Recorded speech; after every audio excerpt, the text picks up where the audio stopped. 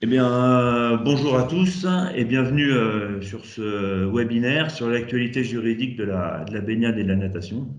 Alors, je me présente, je m'appelle Cyril Carrière et je travaille au Pôle Ressources nationales des sports nature, qui est une mission du ministère des Sports en charge du développement maîtrisé des sports de nature. Et comme le sujet de ce matin en fait, va dépasser largement le cadre des sports de nature, nous avons fait appel à Pierre Olivier, qui est chef de projet notamment en charge de l'aisance aquatique, pour pouvoir organiser ce webinaire. Le Pôle ressources nationales des sports nature, une mission du ministère en charge des sports, sur les missions d'expertise, sur le développement maîtrisé des sports nature, qui permet de mettre en ligne des outils et un ensemble de bonnes pratiques relatives au développement maîtrisé des sports nature. Mais également, il anime un réseau d'agents des services déconcentrés en charge des sports, d'agents des collectivités locales, d'agents des conseils départementaux, des fédérations sportives, justement sur des problématiques de sport nature, ce qui nous permet aujourd'hui de vous présenter ce webinaire relatif aux baignades et à la natation. Alors, le webinaire d'aujourd'hui n'a pas vocation à balayer l'ensemble des problématiques liées à la baignade et à la natation, mais de se focaliser sur l'actualité juridique de ces derniers mois, une actualité qu'on avait constatée assez riche, et de clarifier un petit peu le cadre général de ces problématiques baignade et natation, et de clarifier le cadre général au regard des dispositions du Code du sport. Voilà, donc on a voulu un cadre relativement restreint, sur un format qu'on a voulu relativement court, 2 petites heures, et sur un format plutôt dynamique. On va pouvoir peut-être commencer directement dans le vif du sujet, donc sur une question juridique et d'actualité. Donc Isabelle, je te laisse te présenter et présenter le décret sur l'évolution de la signalétique des zones de baignade. Donc bonjour à tous, je me présente, je suis Isabelle Bunel, je suis chargée de mission accidentalité du sport et normalisation au sein de la direction des sports du ministère chargé des sports. Et j'ai donc l'immense honneur de vous présenter l'évolution de la signalétique des zones de baignade publiques, spécialement aménagées et surveillées, une évolution à la fois réglementaire et normative. Voilà, donc cette évolution a été proposée à l'initiative du ministère chargé des sports dans le cadre du plan aisance aquatique lancé par le ministère. Ce plan faisait suite à l'annonce en juin 2019 des résultats définitifs de l'enquête noyade 2018 de Santé publique France, qui faisait apparaître notamment que 41% des noyades ont lieu en mer, dans la zone des 300 mètres. On a donc décidé de faire un focus sur cette zone de baignade surveillée et notamment sur sa matérialisation. Pour ce faire, on a engagé une réflexion avec l'Association française de normalisation quant à l'opportunité ou non de créer en fait un document, une norme volontaire ou tout autre référentiel sur la signalétique des zones de baignade. On a donc lancé une étude de faisabilité qui a notamment fait un état des lieux à la fois réglementaire et normatif. Parce qu'en fait, en 2020, on avait donc un décret, le décret de 62, que tout le monde connaît bien et qui est donc un texte réglementaire. Donc ce décret précisait la couleur, la forme, la dimension des flammes qui étaient largement utilisées sur les plages de France. Et donc ces flammes devaient être hissées sur un mât d'une dizaine de mètres et de couleur blanche.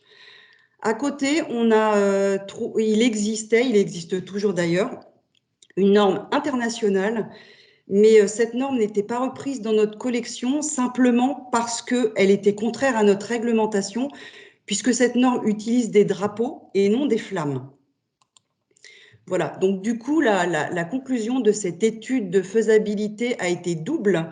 On a à la fois décidé de créer un document normatif franco-français, ce qu'on appelle une AFNORSPEC, qui est un document de référence qui a été élaboré en moins d'1 an, avec un tour de table resserré de partenaires, donc document d'application volontaire.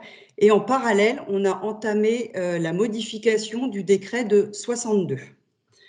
Voilà, je vais vous détailler ces deux textes, mais je vais commencer surtout par celui qui nous intéresse aujourd'hui, puisqu'on est sur la réglementation, qui est donc le décret numéro, je vois même pas parce que c'est tout petit, 2022-105, publié le 31 janvier 2022. Donc c'est le décret qui vient en remplacement de celui de 62. Il s'applique dans les mêmes conditions.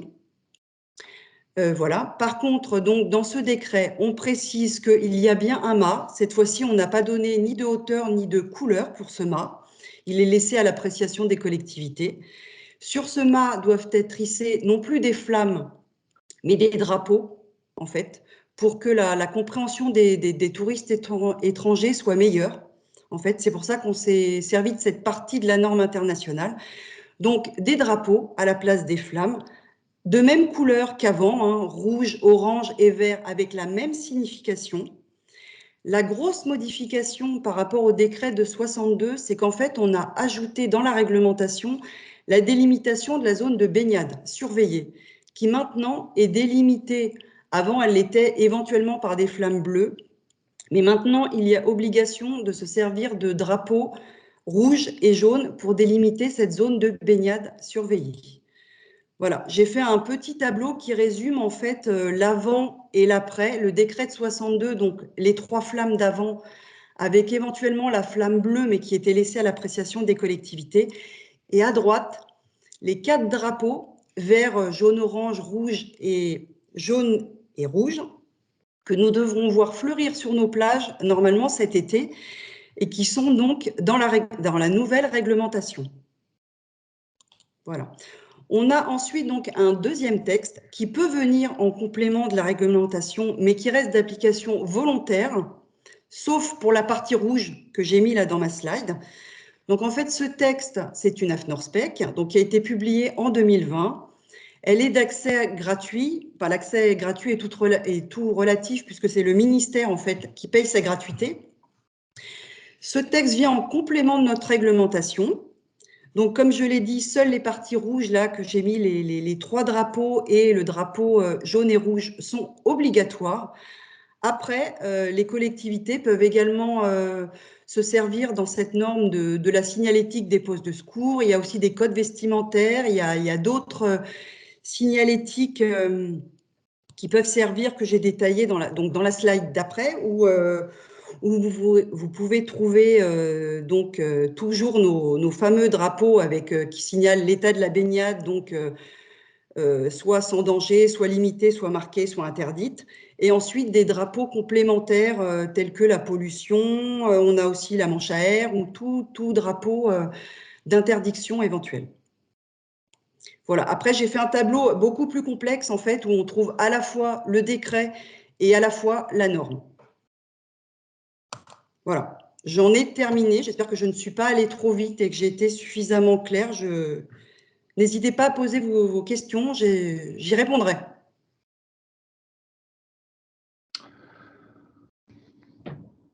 Alors Isabelle, on a une question. Est-ce que cette réglementation ne s'applique qu'aux zones d'accès gratuit ou elle s'applique éventuellement aussi aux zones de baignade d'accès payant? Alors, il n'y a pas de réglementation en fait qui sur les zones d'accès payant. Il y a seulement si ces zones répondent à un article du Code du sport dont j'ai oublié le numéro, désolé. Il doit y avoir un poste qui s'applique, mais sinon, il n'y a pas d'obligation d'appliquer. Mais effectivement, on peut se servir du décret si on le souhaite, en fait, sur ces zones. Mais il n'y a pas d'obligation. Quel est le délai d'application de cette nouvelle réglementation? Elle est applicable à compter du 1er mars 2022, donc elle est applicable au jour d'aujourd'hui. Alors, une question, les drapeaux balisent la zone de baignade, la zone surveillée ou la zone autorisée? Alors, lesquels de drapeaux? Parce que si c'est les jaunes et rouges, ils délimitent la zone de baignade surveillée. C'est ce qui remplace éventuellement les flammes bleues qui pouvaient être autorisées sur nos plages. Après, les drapeaux, les trois drapeaux, en fait, jaune, rouge et vert, donnent en fait l'état de la baignade surveillée. C'est-à-dire, comme avant, hein, c'est exactement la même chose que le décret de 62, mais c'est simplement les formes qui ont évolué, en fait, pour être conformes à la norme internationale. Je ne sais pas si j'ai répondu à la question. Est-ce que la réglementation ne s'applique que sur le littoral ou sur tout plan d'eau? Alors, j'aurais tendance à dire sur tout plan d'eau. Après, j'imagine, oui, c'est toute baignade non surveillée, on va dire. Toute baignade, pardon, surveillée, essentiellement. Est-ce que tu peux rappeler ou écrire dans le chat la référence de la norme? Ah ben, il y a quelqu'un qui l'a fait pour toi. Donc, Ah, merci. Merci à cette personne. c'est parfait. Le changement des tenues. Tu as évoqué ça en référence avec la Oui, des norme. surveillants, oui. Donc, C'est pas une obligation, c'est laissé à l'appréciation des collectivités. En fait, la norme AFNOR, elle est vraiment pour aider après à une uniformisation sur le territoire, en fait. Mais on n'a pas l'intention de le rendre obligatoire. Il n'est pas question qu'on le fasse rentrer dans la réglementation. Donc, c'est laissé à l'appréciation de chacun. C'est juste une aide, en fait. Voilà. S'il y a des questions qui ont échappé, on pourra toujours les intégrer dans la foire aux questions en regroupant les problématiques, etc. Là-dessus, il n'y a pas de problème. Merci beaucoup, Isabelle, pour ta présentation et ses précisions. On continue à l'actualité juridique pour intervenir sur les régimes d'incapacité. Pascal Rios-Campo et Mathias Boisis du Bureau de l'éthique sportive et de la protection des publics de la Direction des sports. C'est à vous, si vous arrivez Bonjour à tous. à prendre la main Oui. et présenter votre présentation. Ouais. Ok, parfait. Donc, bonjour à toutes et à tous. Donc, Mathias Boisis, moi je suis chargé de mission au Bureau de l'éthique sportive et de la protection des publics. Et je suis plus spécifiquement en charge de la réglementation des éducateurs et des établissements sportifs. Et je vais vous parler aujourd'hui de l'extension du régime d'incapacité aux surveillants de baignade, donc le contrôle d'honorabilité qui est prévu à l'article L212.9 du Code du sport. Donc, tout d'abord, pour commencer, pour introduire cette présentation, voilà, les éducateurs sportifs, tout comme les exploitants d'APS, sont soumis aux dispositions de l'article L212.9 du Code du sport. Tous les crimes, certains délits qui sont spécialement énumérés, ainsi que des mesures de police administrative relevant du secteur jeunesse, génèrent une situation d'incapacité qui peut être totale ou partielle de la personne concernée. Donc, la vérification de l'honorabilité d'un éducateur ou d'un exploitant, ça va consister pour les services de l'État à s'assurer que la personne ne se trouve pas en situation d'incapacité. Donc l'honorabilité, c'est ainsi une obligation qui prévoit qu'une personne ne peut exercer les activités d'éducateur sportif ou d'exploitant de APS si elle a fait l'objet d'une condamnation définitive pour tout crime ou pour certains délits. Le contrôle d'honorabilité vise donc à contrôler les antécédents judiciaires les plus graves pour les personnes soumises au contrôle. Et c'est donc l'article L212.9 du Code du sport qui mentionne la liste des infractions pour lesquelles une condamnation entraîne l'incapacité des éducateurs sportifs et des exploitants. Donc ce contrôle d'honorabilité, il va être réalisé automatiquement lors de la délivrance de la carte professionnelle aux éducateurs sportifs rémunérés. Une vérification annuelle est effectuée à la date anniversaire de la délivrance de la carte via l'application APS, qui est le logiciel de télédéclaration des éducateurs sportifs. Donc, l'honorabilité des éducateurs sportifs bénévoles licenciés auprès d'une fédération sportive est vérifiée par le dépôt de leur identité sur le SI Honorabilité, qui est rentré en vigueur au 31 mars 2021 et qui permet justement ce traitement automatisé des données. Donc, pour revenir à notre sujet de l'extension du contrôle d'honorabilité qui est prévu à l'article L219 du Code du sport, désormais pour les surveillants de baignade. Donc, avant la loi du 24 août 2021, au titre de l'article L219, une incapacité de plein droit ne pouvait être prononcée qu'à l'encontre des éducateurs sportifs qui exerçaient à titre rémunéré ou bénévole. On a désormais l'article 64 de la loi confortant le respect des principes de la République qui est venu étendre le contrôle d'honorabilité qui était prévu à cet article L219. Donc depuis l'entrée en vigueur de cette loi, nul ne peut exercer les fonctions d'éducateur sportif à titre rémunéré ou bénévole, ainsi que les fonctions de juge, arbitre et surveillant de baignade, ce qui nous concerne pour ce webinaire, ni intervenir auprès de mineurs au sein d'un EPS si il a fait l'objet d'une condamnation pour crime ou certains délits prévus à cet article. Donc, en matière de surveillance des baignades, on a deux catégories de personnes qui sont concernées par ce contrôle. D'une part, les titulaires d'un diplôme d'État délivré par le ministère des Sports bénéficiant d'une carte professionnelle dont le contrôle d'honorabilité est effectif lors de la délivrance de celle-ci, c'est-à-dire les maîtres nageurs sauveteurs, les titulaires du diplôme de MNS, et d'autre part, les titulaires d'un BNSSA qui, eux, depuis 2007, ne sont plus titulaires, ne disposent plus de carte professionnelle, et donc ne peuvent pas être contrôlés automatiquement lors de la délivrance de celle-ci. Alors, cependant, ces derniers, ils sont tenus à une obligation spécifique de déclaration d'activité, qui doit être renouvelée chaque année auprès des services départementaux de leur domicile.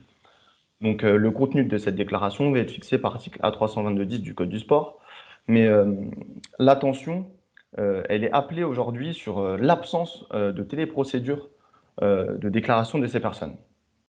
En effet, cette déclaration des BNSSA n'est effectuée que sous format papier, puisqu'il n'existe pas de logiciel de gestion ou de recensement national des titulaires du BNSSA. Cela implique que ce contrôle d'honorabilité des titulaires du BNSSA, il devrait être réalisé pour l'heure de façon manuelle par les services départementaux, qu'il s'agisse de l'interrogation du casier judiciaire B2 ou du FIGES. Et ce contrôle devra être effectué au moment de la déclaration auprès de l'autorité administrative. Donc, les évolutions, ou du moins l'évolution qui est envisagée pour systématiser ce contrôle des surveillants de baignade, ça suppose une évolution informatique du futur logiciel qui viendra remplacer EAPS, qui s'appelle EME, et qui va permettre, en tout cas on l'espère, de systématiser ce contrôle des surveillants de baignade et donc des BNSSA pour faciliter notamment le traitement par les services départementaux.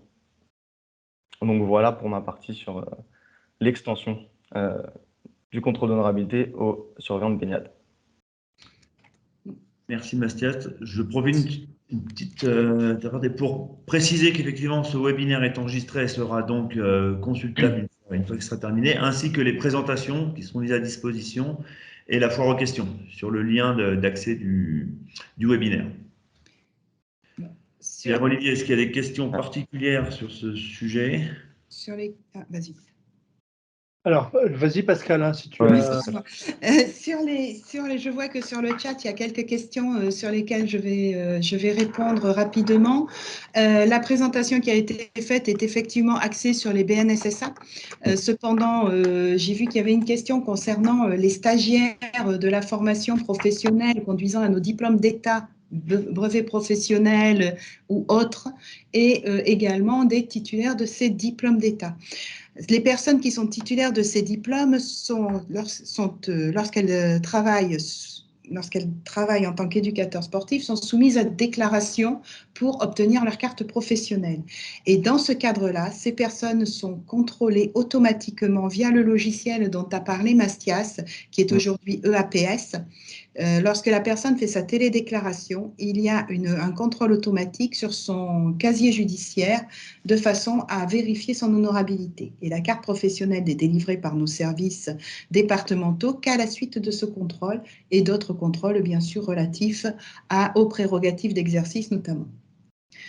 La question également il y a une question qui concerne les demandes que l'on avait faites et des remontées des BNSSA qui ont été faites au service et qui avaient été faites par le bureau. Ces remontées nous ont grandement servi et continuent à nous servir pour en fait appréhender le volume des BNSSA et la façon dont les services jeunesse et sport enregistrent et font leur travail d'enregistrement des déclarations. C'est à partir de des informations qui nous ont été fournies que nous pouvons envisager une automatisation de ce contrôle des BNSSA dans la future application EME.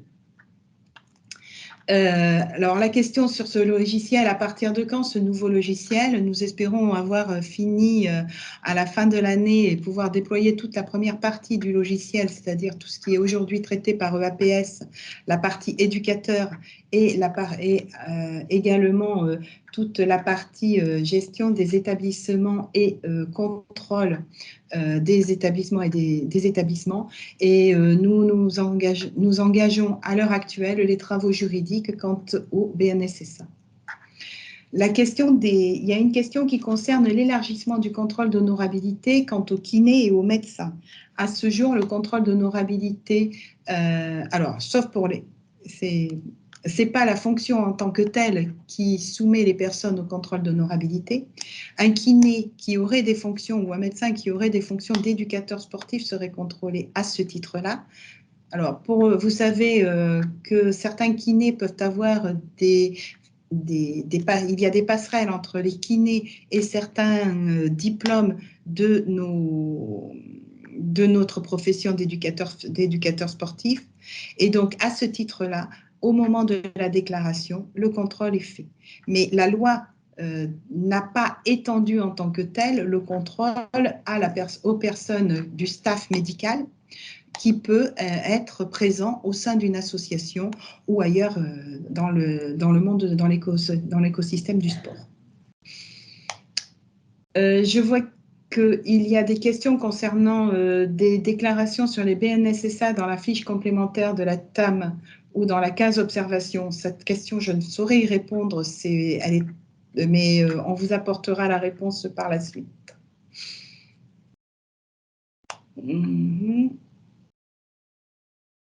Alors, voilà. Après, voilà les questions principales. Les questions après sont liées à l'embauche. Je vois sur le littoral, le SDJS local embauche entre 150 et 200 BNSSA chaque été et il ne déclare rien auprès de notre service. Je ne vois pas comment faire. Les déclarations sont portées par je rappelle que les déclarations sont portées par le titulaire du BNSSA. C'est bien le titulaire du BNSSA qui doit se déclarer en première intention auprès du SDJS. Donc, nous pensons effectivement qu'au vu des remontées qui nous sont faites, que toutes les déclarations ne sont pas réalisées. Pour cela, il va falloir que nous organisions une information auprès des titulaires des BNSSA. Et pour cela, il faut que nous fassions un travail en interministériel, puisque, comme vous le savez, c'est un brevet qui est aussi porté et qui est porté par le ministère de l'Intérieur.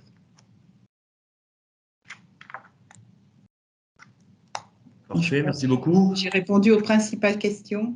Oui, puis effectivement, si on a quelques-unes qui ont échappé, on y procédera par la foire aux questions pour essayer d'avoir le panel le plus complet. Merci beaucoup, Pascal et Mastias.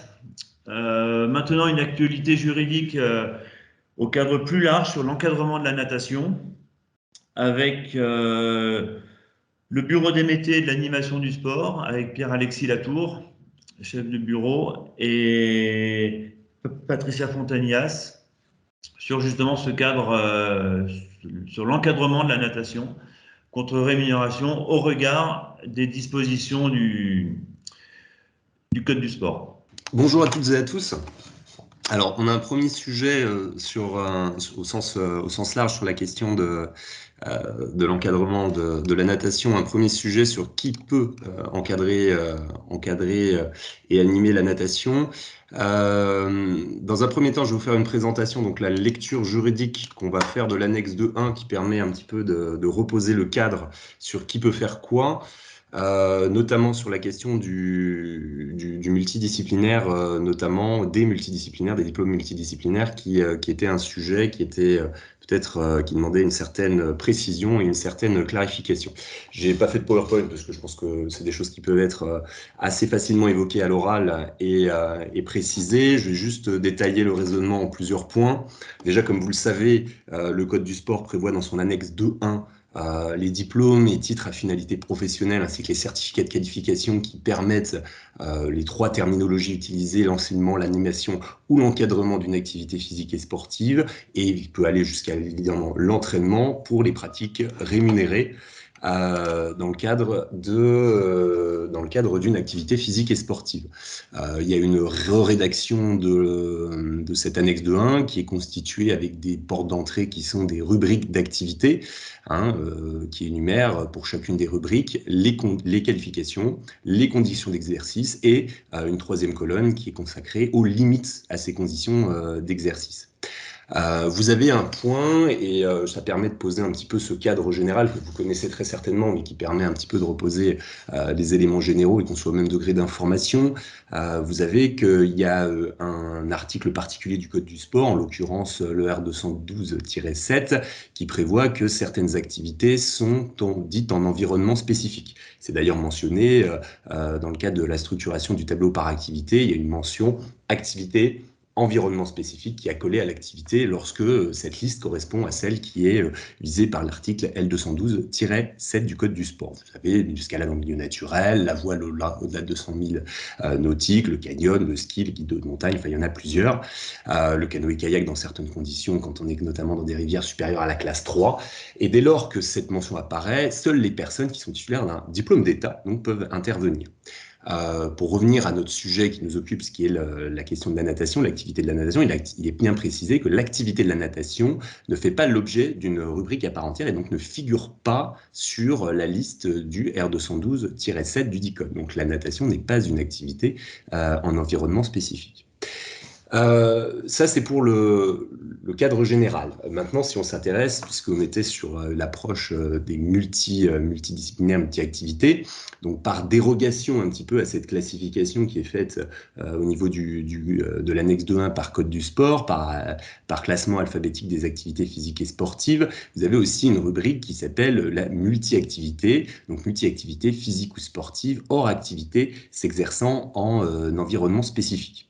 Donc dans cette catégorie spécifiquement sont inscrites les qualifications qui confèrent les prérogatives d'exercice sur l'ensemble des disciplines, dès lors, et ça c'est important, qu'elles sont hors activité s'exerçant en environnement spécifique. Donc hors activité, je le rappelle, du R212-7 du DICOM. Donc ces prérogatives qui sont associées à chaque fois au diplôme dit multidisciplinaire s'exercent dans un cadre et des conditions, des limites d'exercice qui sont précisées à chaque fois en face dans les autres colonnes à un niveau d'initiation, d'entretien ou de loisir. C'est important de préciser ce cadre-là. Si on reprend par exemple le BPAPT, on peut retrouver donc le BPAPT, activité physique pour tous, dont la possession permet donc du coup l'encadrement, l'animation des activités physiques ou sportives à l'exception des pratiques compétitives.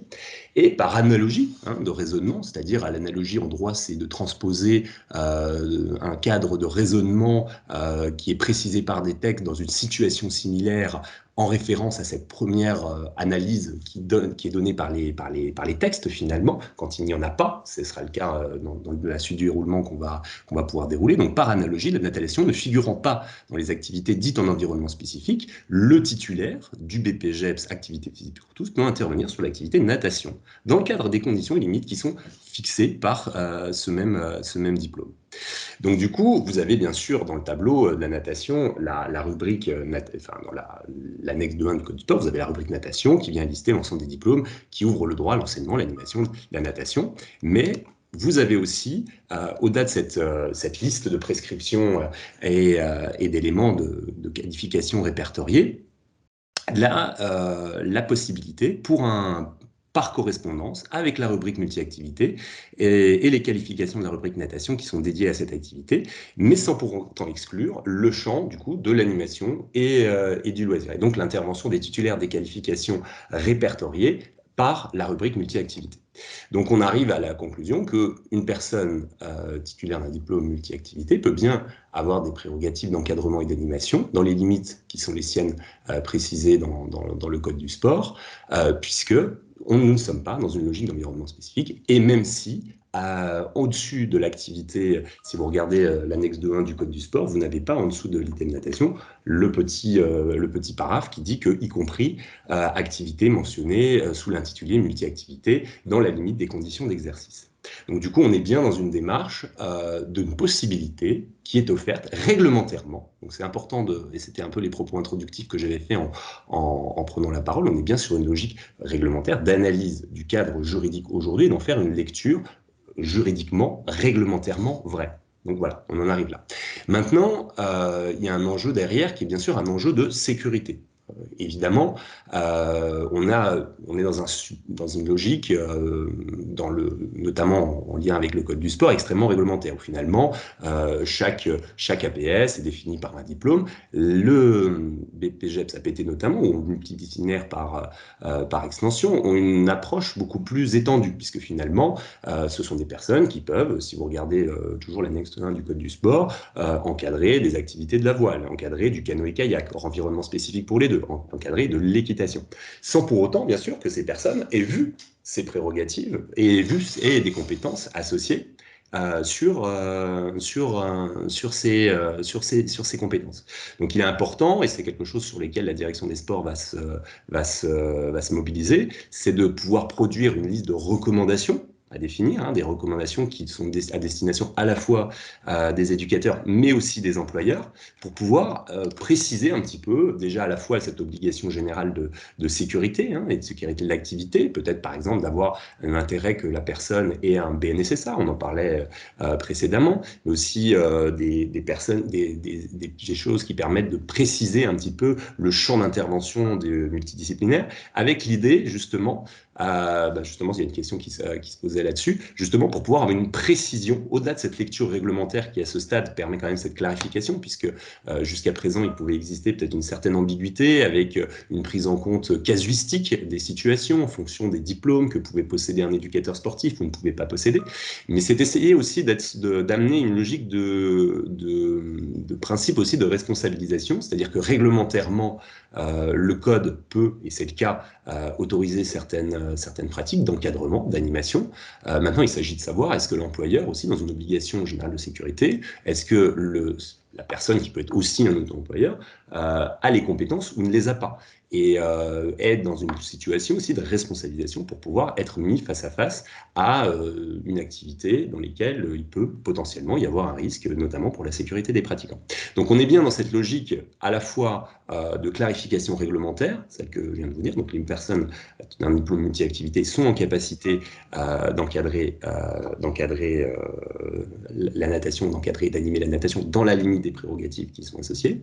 On va travailler notamment avec nos collègues qui viennent de s'exprimer du bureau qui travaille sur la protection des pratiquants et qui en a la charge de travailler à une fiche un petit peu de synthèse, de recommandations, qui permet à la fois de préciser le cadre dans lequel cet encadrement de l'animation et de l'animation de l'activité peut être exercé, quelles sont aussi peut-être les vérifications qui pourraient être bonnes à avoir pour permettre d'assurer la sécurité, mais en même temps aussi d'être dans une approche et de rester aussi dans on va dire la philosophie, ou en tout cas l'approche générale qu'a le BPAPT, qui a donc une logique de multidisciplinarité, mais bien sûr, cette professionnalisation qu'a amené le BPAPT sur la pratique sportive et son encadrement doit être mis en lien avec les compétences qui sont bel et bien vues. Et à ce stade, vous avez des prérogatives d'exercice qui sont associées à certains diplômes multidisciplinaires qui ne sont pas forcément corrélés à des compétences qui sont réellement acquises dans le diplôme. Donc il faut aussi qu'il y ait cette deuxième lecture, ce deuxième travail qui doit être fait aussi dans une démarche, au-delà de la lecture réglementaire qui est celle qu'on a pu donner et que je peux donner là aujourd'hui, d'être dans une logique de responsabilisation et de bonne prise en compte des enjeux, notamment de l'encadrement de certaines APS. Voilà, c'était un petit peu un point. Alors l'idée, il y a beaucoup de questions. Je vois qu'il y a beaucoup de questions qui peuvent survenir un peu au gré du système. On raisonne bien sur la logique du multidisciplinaire. Hein. On n'est pas uniquement sur le VPAPT, on est sur une entrée de discipline.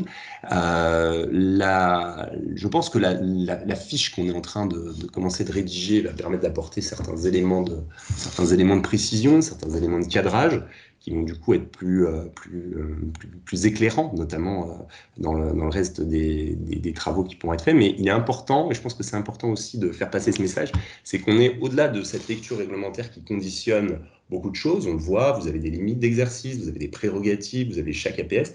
Il y a aussi une démarche, surtout sur ces diplômes-là, alors qu'aujourd'hui, on s'inscrit aussi dans une logique de plus en plus, et c'est ce qui nous est demandé, notamment au regard des dernières lois votées, notamment celle de 2018, vers une logique de transversalité.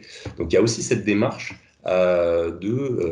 et finalement d'avoir un petit peu cette approche large et responsable aussi des acteurs qui sont en face à face pédagogique, au-delà uniquement de ce qui est mentionné sur la carte professionnelle, qui est bien sûr la base de la réflexion, mais qui doit être notamment étendue sur tout ce qui est le multi-activité, ce qui d'ailleurs était un peu le cas quand on a eu la réforme pour le passage en BP, puisqu'on avait des diplômes qui étaient relativement transversaux. Même si après, on a eu une parcellisation, une atomisation du nombre de certifications. Voilà, peut-être. Alors, je pense qu'il y a beaucoup d'éléments de réponse qui pourront être apportés, notamment par la fiche. Ce qui devait être fait aujourd'hui, c'était vraiment cette lecture réglementaire, puisqu'il n'y avait pas forcément une approche qui était extrêmement précise dans les précédentes positionnements. C'était surtout des réponses peut-être un peu casuistiques, qui me semblaient quand même assez compliquées de maintenir, sachant la diversité des approches et aussi une nécessité d'avoir une lecture juridique la plus juste possible. Beaucoup de paroles, mais à quand des écrits bientôt. Je vais essayer au maximum de faire le point. Mais je perçois beaucoup de paroles comme quoi j'ai parlé trop longtemps. Donc, je vais peut-être sur ce sujet. Alors, il y a pas mal de questions qui viennent. Donc, je dis, il y a pas mal de choses qui vont revenir. Mais voilà, on aura sûrement des éléments de réponse par la suite aussi. Il y a pas mal de oui. plus d'ordre de la proposition que de la question. Moi, je retiens quand même une question parce que tu as cité comme exemple des diplômes multi-activités, le VPAPT. Il y a quelques demandes de précision sur la filière STAPS, par exemple. Est-ce que comment elle se traite? Est-ce qu'elle se traite de la même façon? Oui, à ce stade, il n'y a pas de raison de traiter la filière STAPS de manière différente, étant donné qu'on est bien sur une logique d'entrée par activité et on n'est pas par une entrée par certification. Ok. Ensuite, on a un certain nombre de questions qui abordent la question de la surveillance. Est-ce que cette prérogative réglementaire inclut la capacité à surveiller ou est-ce que ce n'est pas le cas, c'est uniquement une prérogative d'encadrement? Non, on est uniquement sur des prérogatives d'encadrement et d'animation. La prérogative, le titre, on va revenir à la base après, le titre qui permet l'exercice, le titre de MNS reste la référence. Et c'est vers ça, il y a certaines certifications qui ont d'ailleurs été élargies récemment, avec un arrêté qui a ouvert le titre de maître nageur, notamment à un DEGEPS et 2 licences TAPS, EM et APAS, couplées à des CSSMA notamment, pour permettre justement d'ouvrir le nombre de personnes titulaires du titre de MNS. On est bien sur un titre de MNS qui reste la référence dans ce cadre-là, qui est défini par un arrêté précis avec un certain nombre de certifications qui s'y rattachent, et une possibilité dans la lecture juridique qui est faite de l'annexe 2.1 d'avoir des personnes titulaires d'un titre, d'une certification, d'un diplôme multidisciplinaire, d'exercer des prérogatives d'encadrement et d'animation. Mais on reste bien dans la démarche qui est celle qu'on veut conserver, que l'ensemble des prérogatives de maître nageur sauveteur, MNS, sont bien ciblées sur certains titres Et à ce stade, le multidisciplinaire n'a pas le titre de MNS. J'ai demandé une liste exhaustive des qualifications donnant le titre de MNS. Bah ça, il y a un arrêté qui le définit. Je pense qu'on pourra... on pourra transmettre l'arrêté le 15 mars 2010, il me semble, de mémoire. Non, c'est pas ça? Oui, et puis j'y reviens dessus tout à l'heure. Donc, ouais. Après, je pense que voilà, bon, beaucoup de réactions sur le fait que ça paraît, pour les services en tout cas, là je vois compliqué à traiter au quotidien, dans la mesure où ils identifient une différence entre la réglementation et la compétence, et que enfin, ce ne sont pas des questions, ce sont beaucoup de remarques sur mais comment doit-on gérer ça au niveau des territoires Mais là, ce qu'on évoque sur la natation, avec la question du multidisciplinaire, se pose sur, je l'évoquais tout à l'heure en passant, sur beaucoup d'autres APS. Vous avez la possibilité d'avoir un diplôme multidisciplinaire pour diverses activités qui présentent aussi, je parlais tout à l'heure de la voile, je parlais du kayak, je parlais de l'équitation. Vous avez beaucoup d'APS qui peuvent être encadrés, animés par un diplôme multidisciplinaire. Donc, il est difficile aujourd'hui, et le raisonnement par analogie nous prouve, d'avoir une démarche qui serait différente pour la natation, alors que ces enjeux, si on raisonne sur des enjeux de sécurité, seront évidemment les mêmes pour ces autres activités. Et je pense que la porte d'entrée qu'on a du R212-7 de l'environnement spécifique, qui limite et qui exclut de fait les multidisciplinaires, la natation n'étant pas concernée, il n'est pas logique et juste réglementairement de considérer que ce n'est pas possible pour la natation. Alors après, ça suppose d'autres endroits. Je pense qu'il faut dissocier l'intervention d'aujourd'hui qui se veut une clarification réglementaire d'un sujet qui pouvait peut-être rester à interprétation.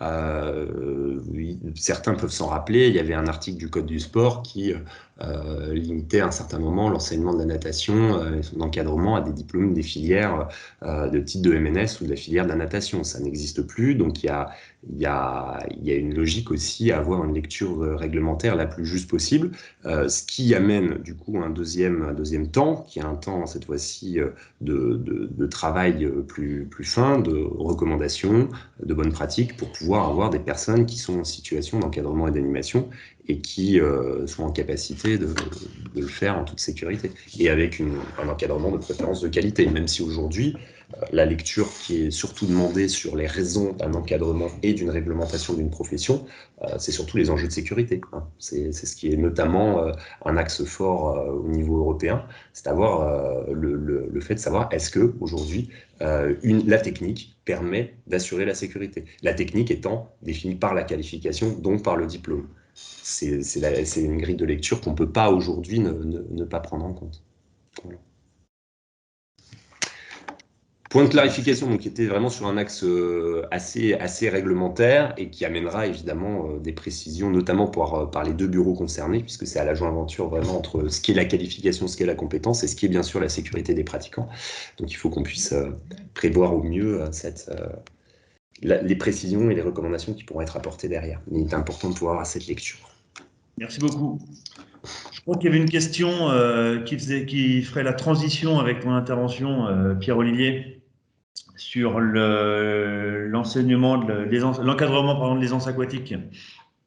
Alors, j'ai dit qu'on en parlerait, mais moi j'interviens après Patricia, oui. parce que moi, D'accord. le volet aisance aquatique en lien avec le CAEP-MNS. Voilà. Par contre, on va ouvrir cette intervention à la question de l'aisance aquatique de façon plus large. Je pense que ça sera plus logique de rentrer par la réforme du CAEP-MNS, et donc j'aborderai cette question après Patricia. Donc Patricia, c'est à toi. Merci. Bien, bonjour à toutes et à tous. Donc, Patricia Fontanilas, je suis chargée de mission formation au bureau de Pierre-Alexis, bureau donc DS3B, bureau des métiers d'animation et du sport. J'ai en charge, entre autres, la filière, on va dire, natation, ou par élargissement les activités aquatiques. Alors, je vais essayer de partager donc le CAEP-MNS, je pense que tout le monde connaît voilà, ce certificat d'aptitude à l'exercice de la profession de maître-nageur. Il a été donc révisé récemment, hein, puisque l'arrêté date du 20 janvier 2022. Donc, dans la thématique qui concernait le CAEP aujourd'hui, en gros, on va se focaliser sur les principales modifications de ce CAEP-MNS. Donc, les modifications, j'entends un majeur sur cette certification. Il a été précisé, bien reprécisé dans l'article 2, hein, qu'on soit bien d'accord, qu'il conditionne la délivrance, le maintien et le renouvellement de la carte professionnelle. Hein. Si tant est qu'il faille le préciser, mais ça me semble important de le rappeler, et de toute façon, ça a été inséré hein, dans le corps du texte de l'arrêté de ce CAEP. Il a une durée donc maximale de 21 heures, dont 18 heures de formation. Une nouveauté sur le fait qu'on parle maintenant d'heures obligatoires hein, qui portent sur 2 modules de formation sur 2 thématiques. Sur les 14 heures obligatoires, on a une première thématique qui porte sur les procédures de secours. Donc, ça ne change pas fondamentalement les choses, mais disons qu'en termes de process, on recadre un petit peu. Pour votre bonne information, il faut savoir que toutes les modifications hein, qui sont apportées sur la nouvelle maquette d'écriture l'ont été dans le cadre, et là, plus élargi que vous connaissez maintenant, parce qu'on a quand même un bon nombre de textes qui sont sortis, dans le cadre des attendus de France Compétences, hein, France Compétences qui nous attend maintenant sur nos diplômes avec un référentiel d'activité, un référentiel de compétences, un référentiel d'évaluation, et au sein de ce référentiel d'évaluation, 2 thématiques, les épreuves et les critères. Donc, pour ce qui est du CAEP-MNS, hein, donc formation de mise à niveau, on n'a pas besoin d'intégrer de référentiel d'activité. Donc, vous n'en trouverez pas sur aucun des recyclages, quelles que soient les filières, hein, qu'elles soient enfin bon, c'est le seul qui n'est pas en environnement spécifique, mais pour tous les recyclages en environnement spécifique, seuls 2 référentiels, les référentiels de compétences et d'évaluation. Donc, c'est exactement la même maquette pour le CAEP-MNS. D'accord ? L'écriture la maquette d'écriture est identique. Donc, on a dans tous nos recyclages cette répartition des heures de formation, d'accord. Donc, sur la première thématique, procédure de secours, je n'en ai retenu que les mots-clés, hein, c'est pas la peine, parce que si on le détaille, ça va prendre beaucoup de temps. Donc, on parle toujours d'assistance et de secours, d'évolution des pratiques et des techniques. On parle du plan d'organisation de la surveillance et des secours. On parle des comportements à risque. On parle des matériels spécifiques, des cas concrets d'intervention en cas d'incident et d'accident, et de la maîtrise, bien sûr, des comportements et des gestes à réaliser dans ce cas de figure. On a une deuxième thématique sur l'évolution de l'environnement professionnel, avec un premier item de 3 heures qui porte sur les règles de sécurité, la prise en compte des publics en situation de handicap. Alors même, juste pour vous apporter quelques informations complémentaires, vous avez pu remarquer sur tous les arrêtés de mention qui sont déjà sortis, qui ont déjà été publiés, qu'il y a eu effectivement une demande au niveau de France Compétences pour une intégration vraiment clairement identifiée et affichée dans l'ensemble de nos diplômes concernant les publics en situation de handicap. Donc, ça a été à ce titre également renforcé sur le CEP MNS. On ne parle pas forcément de modification des épreuves de certification, ce n'est pas le sujet. Le sujet, c'est d'être en capacité d'intégrer et de réfléchir en intégrant ces problématiques de public en situation de handicap. Ensuite, donc, on a prévenir et agir face à tout ce qui va concerner les maltraitances. Bien évidemment, voir un petit peu ce qui va concerner toutes les connaissances du cadre réglementaire et sécuritaire liées à la profession, entre autres la surveillance, gestion des équipements et toutes les évolutions réglementaires en matière de traitement de l'air, de l'eau et plus généralement les risques en matière d'hygiène et de sécurité. Une deuxième thématique obligatoire sur la formation qui va concerner plus précisément les aspects techniques et pédagogiques dans lesquels sont intégrés systématiquement la notion d'aisance aquatique. Donc, aisance aquatique raccrochée à toutes ces compétences techniques et pédagogiques, raccrochée à l'enseignement et à l'animation donc des activités aquatiques et natation. Sur les contenus, on doit retrouver systématiquement ces thématiques-là, mais je ne vais pas plus en profondeur sur le sujet puisque Pierre va reprendre la main derrière pour vous l'expliquer. Et donc, pour conclure, les connaissances réglementaires qui sont liées plus généralement à l'encadrement, à l'enseignement et à l'animation des activités aquatiques et de la natation. Les quelques modifications significatives, c'est effectivement à nouveau la déclinaison de l'équipe d'encadrement avec le responsable pédagogique désigné, les formateurs qui sont profilés sur le CEP, qui sont chargés de la mise en œuvre des actions de formation, et puis le profil également des intervenants ponctuels qui viennent compléter cette équipe de formation. Dans l'esprit, en fait, je ne reprends pas dans le détail, mais pour vous éclairer, dans l'esprit, ce qui est attendu pour les formateurs, pour les évaluateurs, et ça dépasse le simple cadre du CEP-MNS, c'est que ce sont des professionnels qui sont en activité. Simplement pour vous rajouter un éclairage sur les diplômes que vous avez dont vous avez pu prendre connaissance, qui ont déjà été publiés, vous avez pu remarquer que lorsque l'on a des personnes qui ont des diplômes qui datent un peu, eh bien, ces profils sont assortis dans ce qui est attendu sur de l'expérience récente, sur le fait d'être détenteur d'une carte professionnelle à jour. Voilà,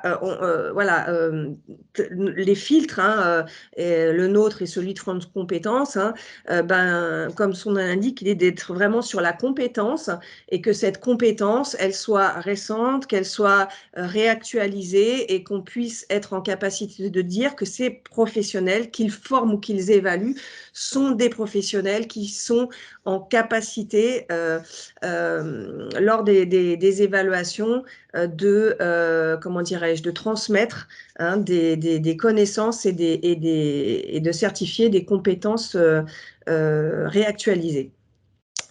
Le temps de formation, donc portant sur l'aisance aquatique, moi j'ai fait très succinct puisque Pierre, tu reviendras dessus, est assuré par au moins un instructeur aisance aquatique référencé sur la plateforme aisance aquatique du ministère, ça c'est ce qui est inscrit dans l'arrêté de mention, et à défaut, puisqu'on sait que ça constitue en quelque sorte ce qu'on appelle des mesures transitoires, c'est-à-dire qu'on va tenir compte qu'effectivement c'est quand même un dossier récent et qu'il va falloir un petit peu de temps. Donc si effectivement la condition première ne peut être remplie, eh bien il va falloir en fait la formation soit dispensée par au moins un maître nageur aisance aquatique. Et donc il y a un rappel qui est fait sur la liste des professionnels, d'accord, qui est consultable sur le site du ministère. Et ça, c'est inclus dans l'arrêté. Juste simplement pour renforcer ce que vous trouverez, enfin ce que vous avez déjà trouvé dans le CAEP, et ce que je vous ai expliqué tout à l'heure, on retrouve nos référentiels de compétences et d'évaluation.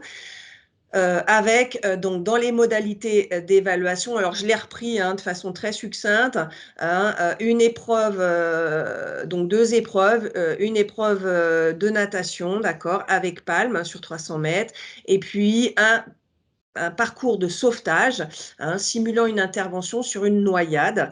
Et cette intervention, d'accord, est suivie d'un entretien qui porte sur la prévention. Donc, il est rapide, il est court, il doit faire suite à l'intervention pour être au plus proche, au plus près d'une situation d'intervention réelle. C'est-à-dire que suite à une intervention, eh bien, hop, entretien, la procédure d'intervention à mettre en place sur cet accident, est-ce qu'elle est pertinente ou pas? Dans le cadre du poste, est-ce qu'on est dedans ou pas? Et l'importance de la conjonction de ces différents points sur la stratégie sécuritaire du lieu de baignade. Alors, on avait des questions, donc j'ai rajouté un peu quelques fléchages parce qu'on avait des questions sur qui est soumis au CAEP-MNS ou qui ne l'est pas. Vous avez les moyens d'aller de savoir effectivement qui est soumis ou pas. Pour rappel, alors je fais succinct, mais pour rappel, on a le code du sport, d'accord, qui nous explique qu'effectivement, le règlement de nos certifications peut prévoir des formations de mise à niveau, ce qui est le cas pour la natation. C'est stipulé très clairement dans l'arrêté du BPAAN. C'était le cas. Là, on a eu un arrêté modificatif, mais bien évidemment, c'était dans l'arrêté initial et ça a été conservé. On sait que le détenteur du titre du BPAAN d'accord, porte le titre de maître nageur sauveteur et est soumis aux dispositions de l'arrêté initial du 23 octobre 2015, qui a été revu également, donc, comme je vous l'ai dit tout à l'heure, en 2022. Autre entrée, et Pierre-Alexis en a parlé tout à l'heure, l'arrêté du 4 novembre 2021, qui est venu modifier un arrêté de 2010, qui est un arrêté interministériel, co-signé par l'enseignement sup, ministère des Sports et ministère de l'Intérieur. Et cet arrêté interministériel, en fait, il porte sur quoi? Sur l'obtention du titre de MNS pour les diplômes de l'enseignement supérieur, d'accord, qui doivent, pour remplir les conditions de délivrance de ce titre de MNS, avoir des certifications qui, lorsque l'annexe descriptive au diplôme mentionne activité aquatique et surveillance, d'accord, en fait, équivaut à l'UE, l'unité d'enseignement, sauvetage et sécurité en milieu aquatique. Pardon. Et on a le même pendant sur nos diplômes GEPS. C'est-à-dire que sur nos diplômes GEPS, tous les DE et DES qui sont issus de l'environnement natation, s'ils sont assortis au CS-SSMA, ont le titre de maître nageur sauveteur. Cet arrêté a été révisé. Pourquoi? Parce qu'il y a eu des mentions complémentaires qui ont été ajoutées pour les STAPS, notamment EducMot, éducation et motricité, et APAS, activité physique adaptée et santé. Côté GEPS, eh bien, c'est le triathlon qui a été retravaillé de façon à pouvoir, avec le CS-SSMA, eh bien, pouvoir enseigner effectivement, encadrer la natation et surveiller avec le CS-SSMA et obtenir le titre de maître nageur. Le triathlon a été revu donc au niveau de DE, puisqu'on n'a pas de BP sur le triathlon, et ont été intégrés notamment aux certifications une séance d'enseignement, d'accord, sur un public correspondant notamment à l'aisance aquatique. Donc, on est bien quand même sur une mise en adéquation entre le fait d'avoir cette compétence attendue sur l'enseignement de la natation et puis sur la certification qui a été mise en place. Enfin, donc, pour dernier repère, en fait, pour savoir quels sont les diplômes qui sont soumis au CEP-MNS. Là, je vais vite parce que je pense que là, tout le monde maîtrise le sujet. Sur le site du ministère, hein, pour ceux qui n'y vont pas régulièrement, je vous incite à y aller. Vous avez site du ministère Emploi et Métiers, dans le cadre de l'onglet Diplôme et encadrement, encadrement des APS contre rémunération, c'est bien le sujet, les qualifications pour encadrer contre rémunération une APS. Lorsque vous téléchargez donc l'annexe 2.1 du Code du sport, eh bien effectivement, vous tomber directement sur le tableau dont a parlé Pierre-Alexis tout à l'heure, avec l'intitulé des activités, le niveau de qualif, les conditions d'exercice et limites et conditions d'exercice. Alors, vous y trouverez également, et ça répond à certaines questions qu'il y a eu concernant des arrêtés de droit acquis que vous ne trouverez pas sur l'annexe 2.1. Pour votre bonne information, l'annexe 2.1, elle est revisitée régulièrement. Tous les diplômes qui sortent, qui ne sont plus enregistrés, qui doivent en sortir, en sortent, et ils intègrent des arrêtés de droits acquis. Et ces arrêtés de droits acquis, vous les trouverez donc sur le site du ministère. Vous trouverez également des précisions concernant les CQP et les titres à finalité professionnelle. Donc, dans ce qui a été évoqué au niveau de l'annexe 2.1, notamment par Pierre-Alexis tout à l'heure, il y a une entrée par discipline. Hein, vous avez cette entrée par discipline, mais je pense que tout le monde maintenant quand même a dû y aller pour prendre connaissance de cette réorganisation, parce qu'elle date un peu maintenant. Dans tous les cas, la question c'était de savoir quels sont les diplômes qui sont soumis au certificat, au CAEP. Eh bien, dans les limites de conditions d'exercice, alors là, j'ai pris le plus facile, hein, le BPAN.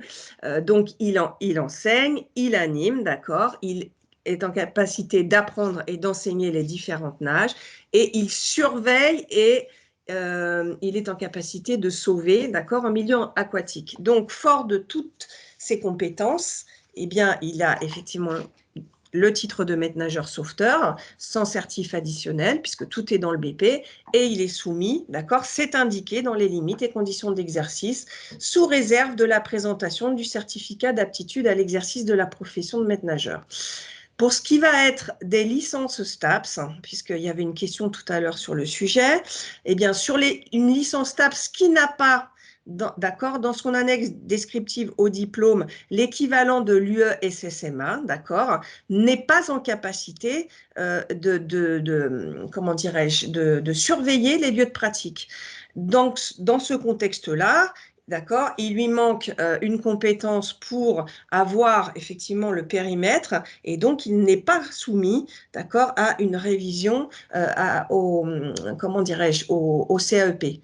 Par contre, si effectivement, dans son annexe descriptive au diplôme, il est natation avec équivalent UESSMA, à ce moment-là, effectivement, il va basculer sur le titre de MNS et il sera soumis, d'accord, au CAEP. Même chose pour nos DE et DES.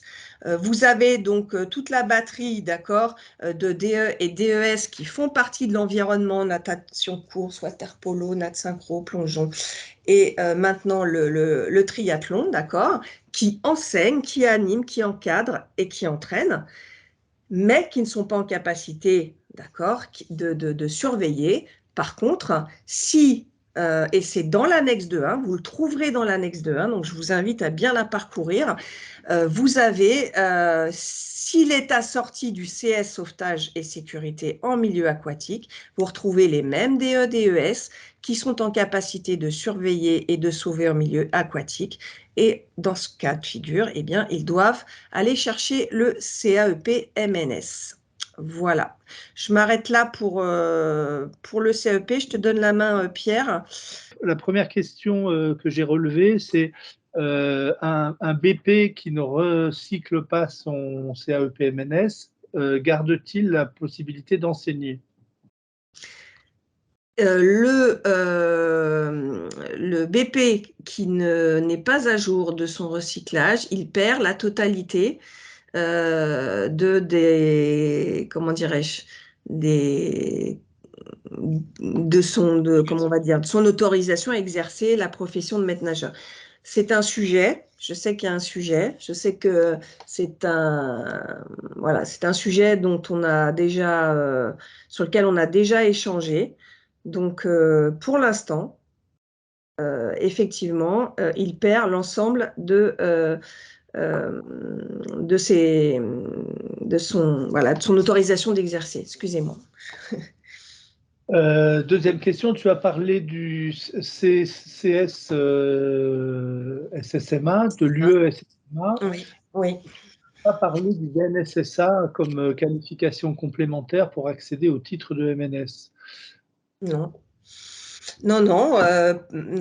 Puisque actuellement, on est bien d'accord que les deux filières qui sont enregistrées, d'accord, et qui sont celles de l'enseignement sup et des diplômes GEPS, d'accord, sont assorties à deux certifications.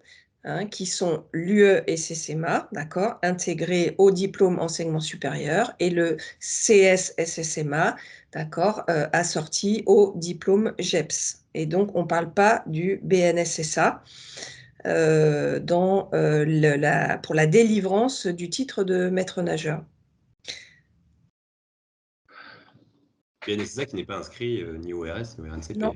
Tout à fait. Ce qui corrèle et qui notamment conditionne, mais ça c'est plus la question de protection des pratiquants, la délivrance d'une possibilité d'une inscription et de la délivrance d'une carte professionnelle.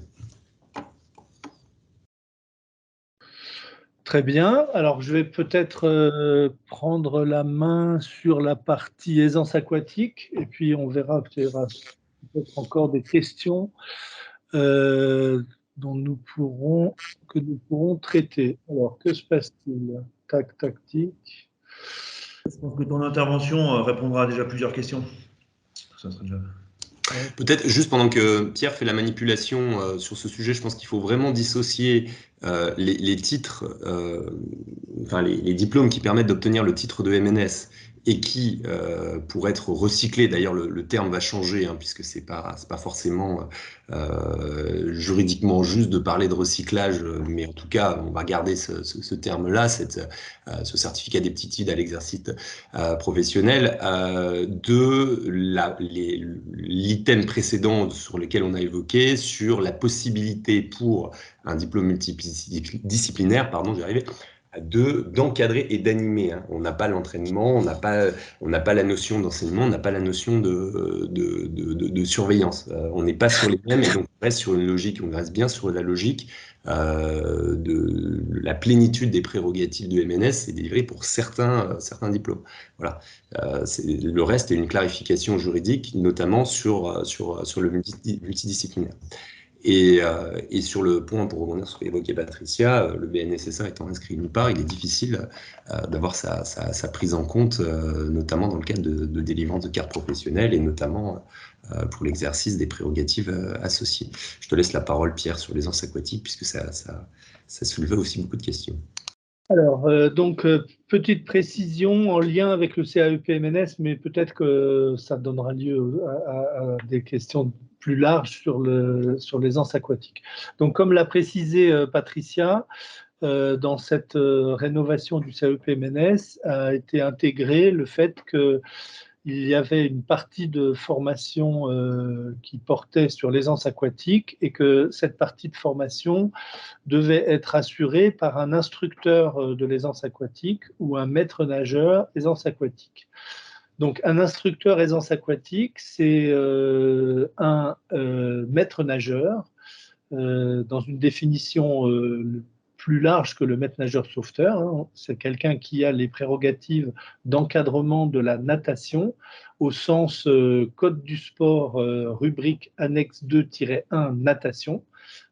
Pas dans le sens des diplômes généralistes qui peuvent donner la possibilité d'encadrer la natation, mais là on parle bien de gens qui ont une compétence avérée et reconnue dans l'encadrement de la natation et qui ont suivi une formation qui leur permet d'obtenir ce titre d'instructeur de l'aisance aquatique qui vise la compétence de formateur, c'est-à-dire que ce sont des gens qui ont vocation à intervenir auprès d'encadrants de la natation, plus spécifiquement pour transmettre les compétences liées à l'aisance aquatique.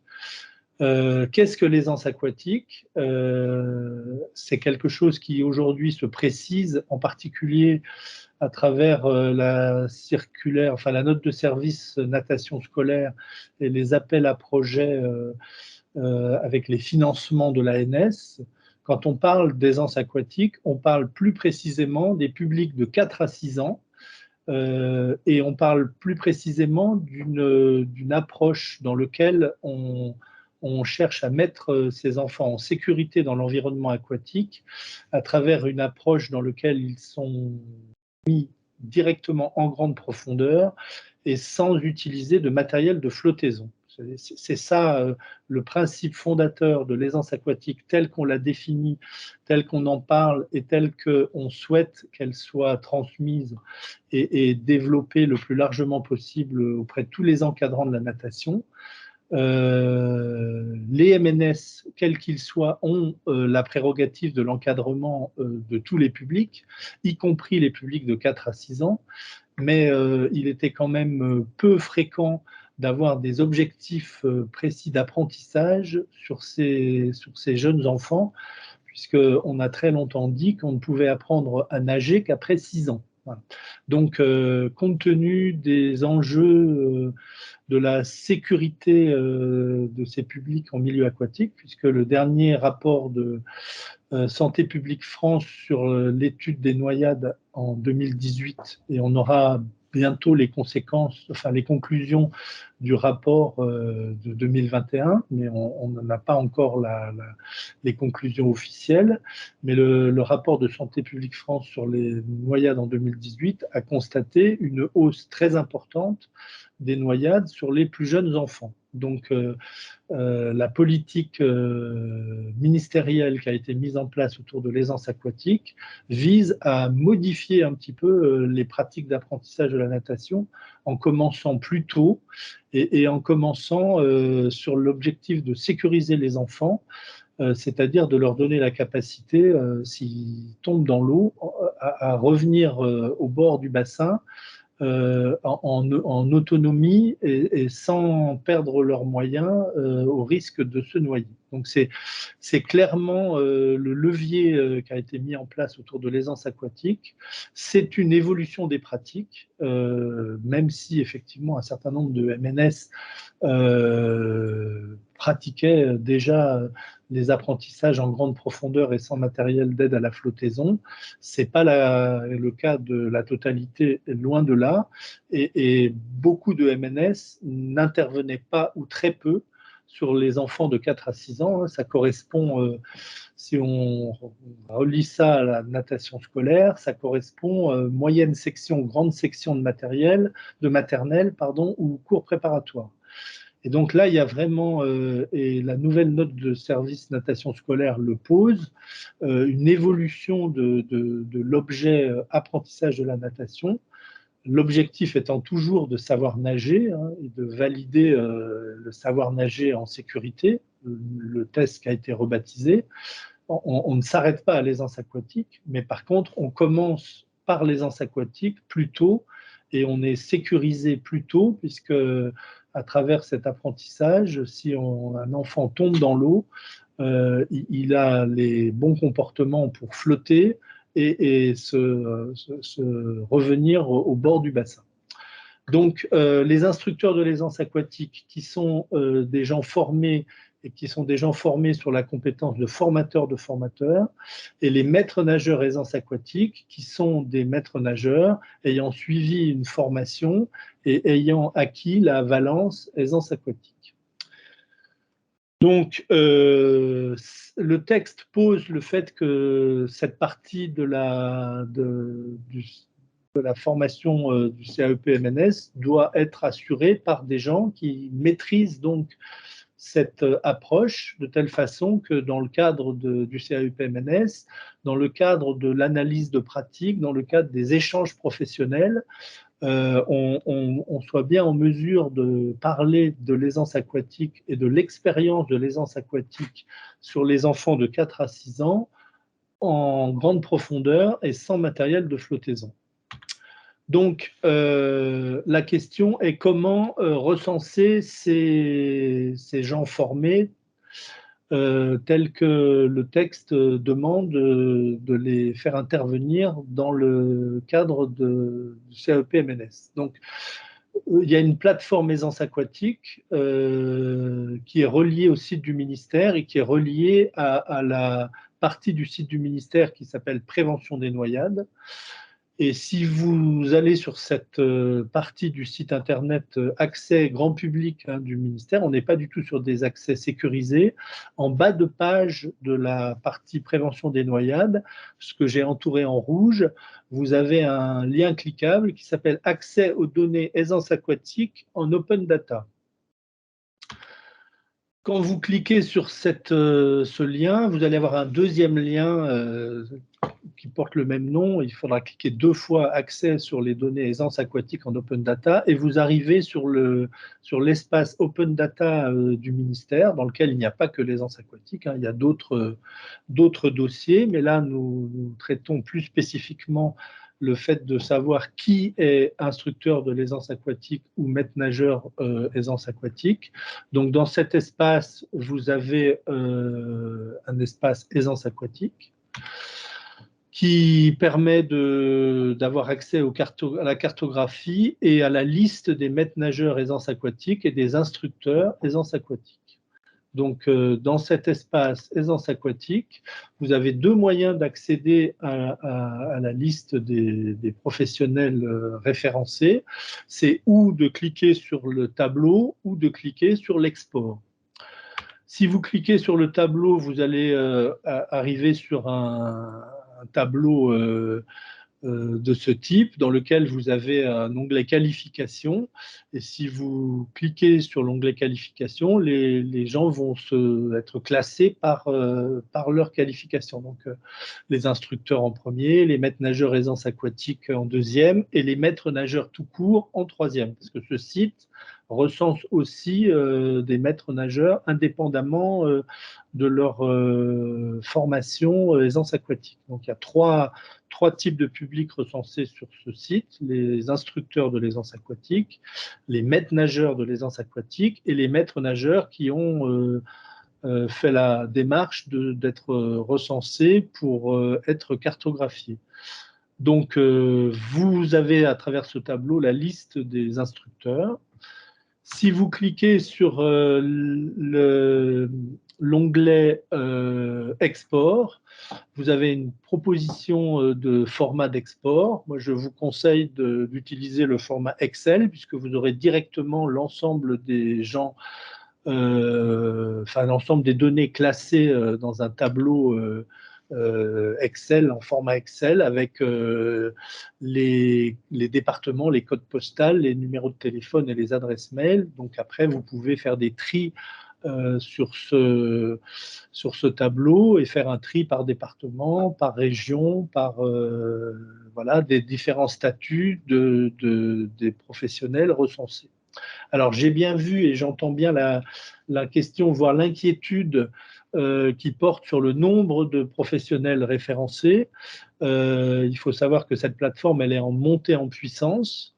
Actuellement, on a 150 instructeurs référencés et environ 200 MNS aisance aquatique référencés, ce qui est très très loin du nombre de MNS qui ont été formés en aisance aquatique dans les différentes formations qui ont été proposées depuis 2019.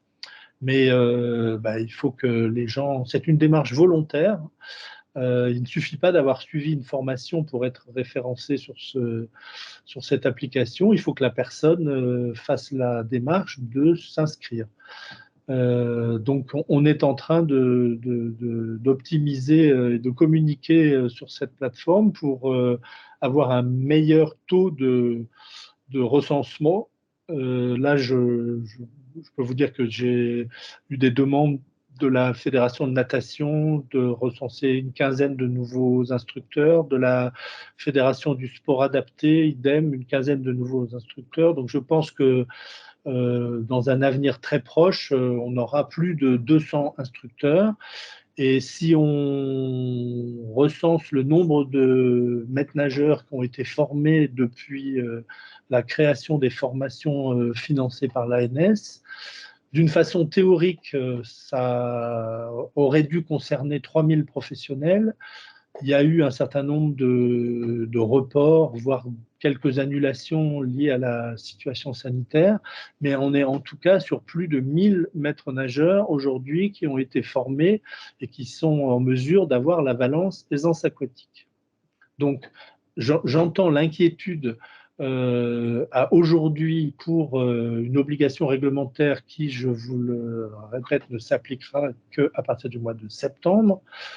Si vous si vous repérez des difficultés dans des territoires, n'hésitez pas à nous le faire savoir, mais logiquement, dans la montée en puissance et dans les actions qu'on conduit actuellement et la communication qu'on fait auprès des maîtres nageurs formés pour qu'ils se recensent sur la plateforme, il ne devrait pas y avoir de problème à répondre à l'obligation d'avoir ou un instructeur ou, à défaut, un maître nageur aisance aquatique pour aborder, dans le cadre du CAEP-MNS, le temps d'échange. Je ne sais pas si on peut parler d'un temps de formation, parce que c'est peut-être pas réellement l'axe, mais en tout cas le temps d'actualisation des compétences, d'échange de pratiques autour de l'aisance aquatique. Et c'est pour ça qu'on a fléché ces intervenants, c'est parce que ce sont ces intervenants qui nous garantissent le fait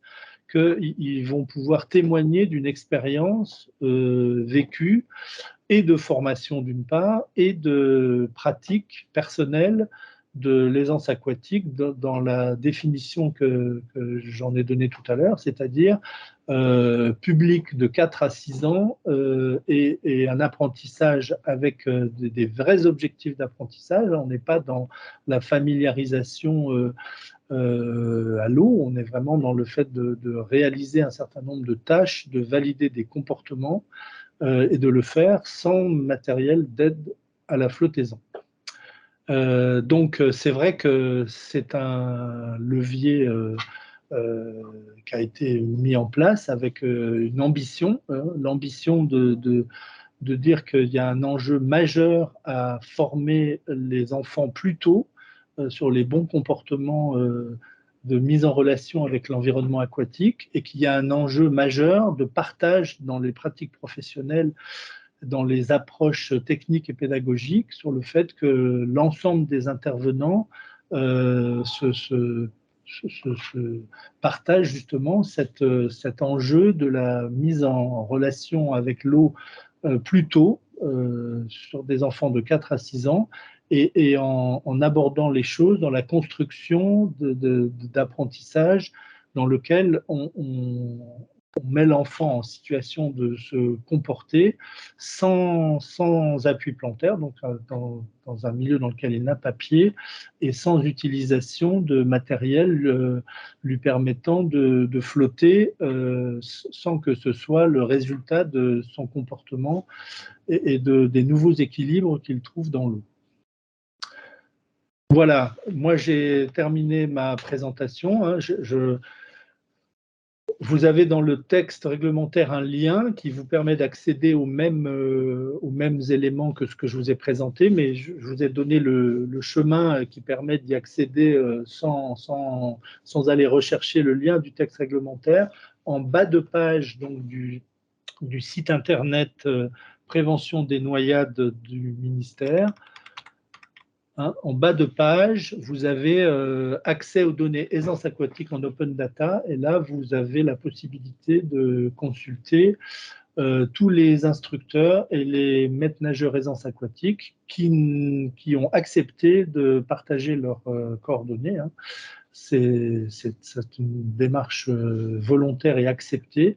Il y en a un certain nombre qui sont instructeurs ou qui sont maîtres nageurs aisance aquatique et qui n'ont pas accepté. Et ceux-là, vous n'aurez pas accès à leurs coordonnées dans les requêtes de l'open data. Voilà, alors je n'ai pas lu les questions, donc peut-être que Cyril, Patricia, je ne sais pas si vous avez vu des questions qui qui méritent d'être traités maintenant. Quels sont les... nous présente l'apprentissage en grande mesure comme une nouveauté. On ne le présente pas comme une nouveauté, on est bien conscient du fait que ce n'est pas aussi nouveau que ça.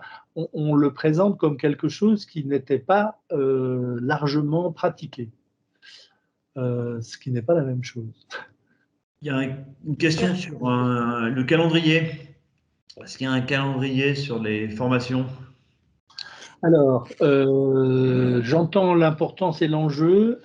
Le nouvel appel à projet de l'agence qui est ouvert actuellement sur la partie formation oblige les porteurs de projets de formation à nous communiquer leur date et lieu de formation au moins 2 mois avant les formations. Aujourd'hui, c'est plus difficile d'avoir accès à cette information. On va mettre sur le même site internet, le site internet Prévention des noyades, près de chez moi. C'est la flèche qui est là, vous voyez, près de chez moi. Il y a des cartographies. On va mettre à jour une cartographie des formations proposées dans le cadre des financements de l'ANS. Ça sera obligatoire pour l'appel à projet en cours, donc ça sera mis à jour dès que l'appel à projet sera traité. C'est plus difficile aujourd'hui pour nous parce que le contexte sanitaire a un petit peu désorganisé les plannings et c'est un petit peu compliqué d'avoir un accès immédiat et exhaustif à l'ensemble des dates et des lieux de formation proposés.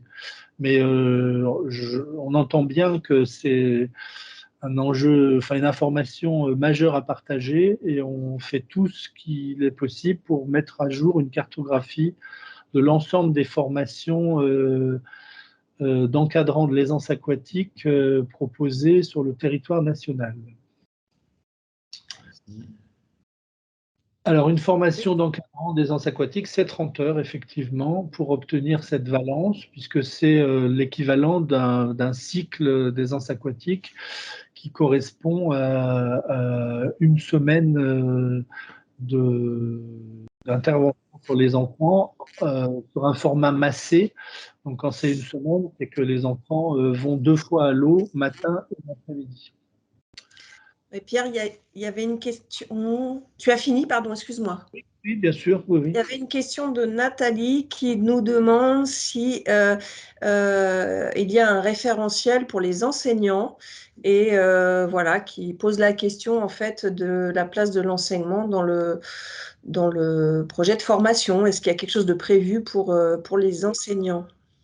Quand elle parle des enseignants, c'est les enseignants de l'éducation nationale. L'éducation nationale, voilà. Hein. Alors, puisqu'ils sont responsables des projets pédagogiques, donc du coup, voilà. Alors, situe un peu sa question. C'est toute la déclinaison temps scolaire de l'aisance aquatique. C'est lié à la nouvelle circulaire, enfin la nouvelle note de service qui pose quand même l'enjeu des apprentissages sur les enfants de 4 à 6 ans, qui n'en fait pas une obligation, mais qui en fait quand même une forte préconisation.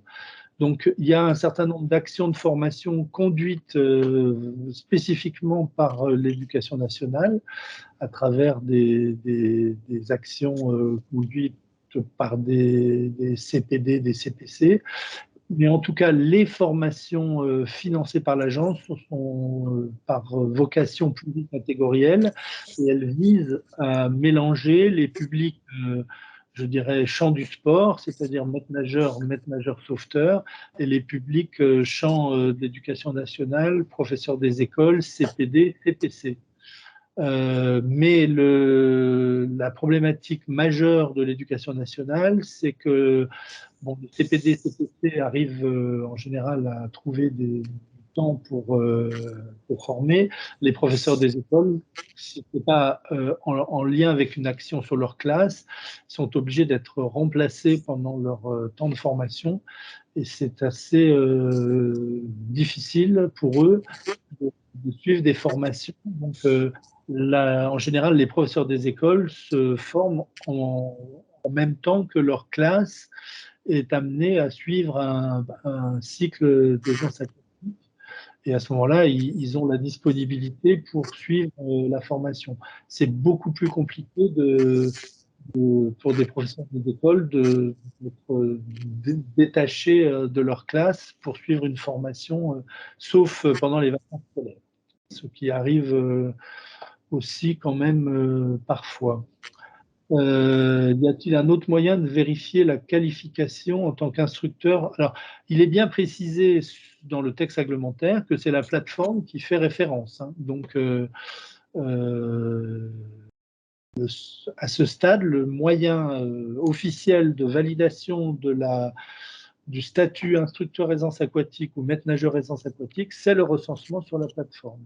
Et à nous, je dirais, collectivement, d'en faire la promotion pour que les gens formés soient bien identifiés, qu'il n'y ait pas de problème à les trouver, d'une part, et que c'est la plateforme qui a le rôle de valider et vérifier le statut des gens instructeurs aisance aquatique, maître nageur aisance aquatique.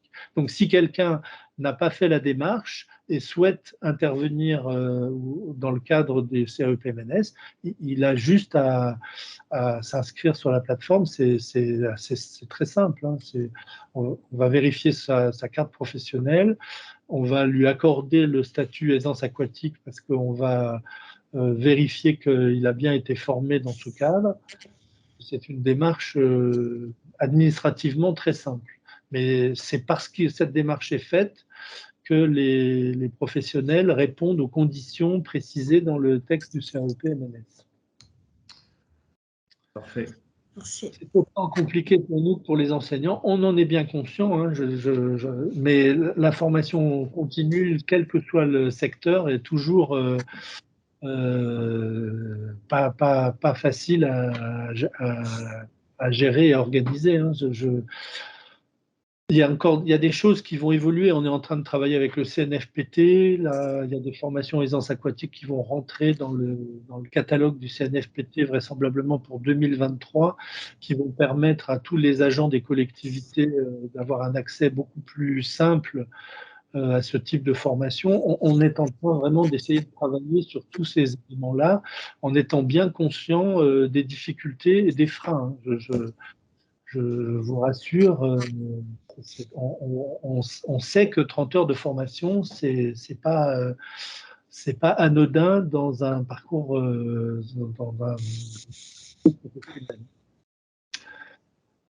Merci beaucoup.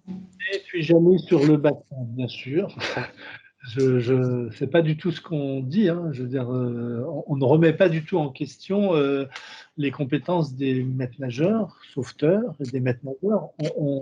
On identifie une compétence spécifique sur un public spécifique et maintenant que le BP intègre ces compétences-là, on peut considérer que dans quelques années, ça sera devenu une pratique intégrée dans l'ensemble des pratiques professionnelles.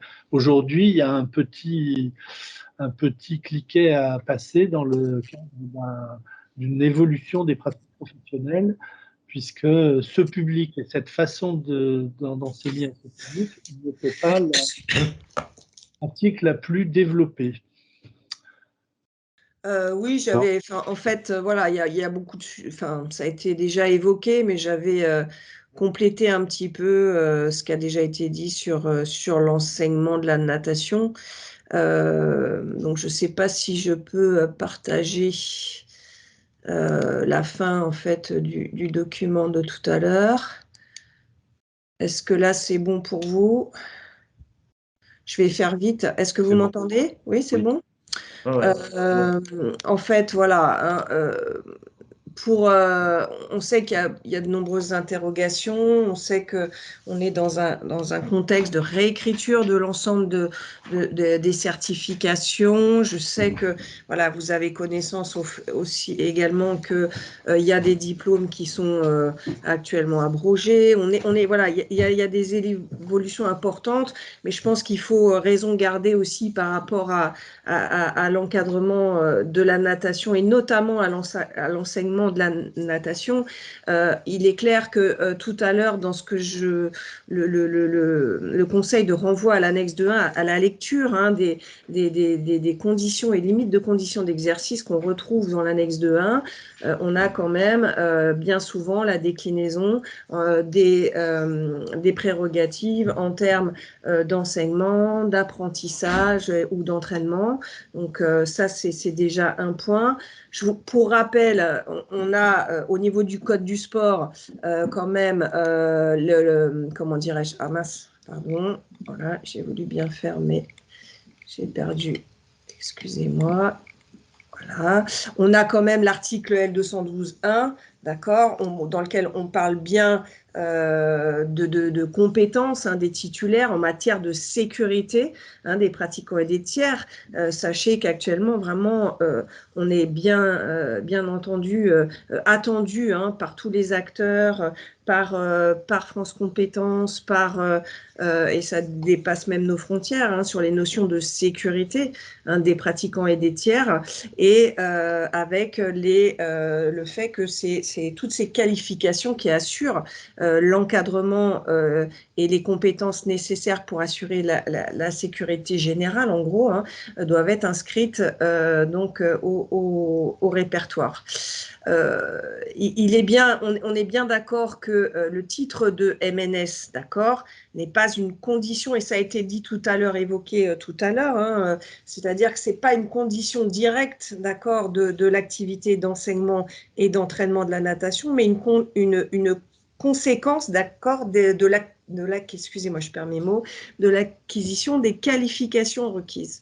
Hein, donc, tout à l'heure, on expliquait, enfin, j'ai vu une question passer, est-ce que le BP-APT peut devenir MNS? Alors, aujourd'hui, je vais vous dire non. Après, vous n'êtes pas sans connaître aujourd'hui les évolutions suite à la loi de choisir son avenir professionnel, hein, des grands bouleversements hein, qui nous attendent, qui attendent également la filière GEPS hein, sur les notions de blocs de compétences, de parcours, hein, de formation, d'acquisition de compétences.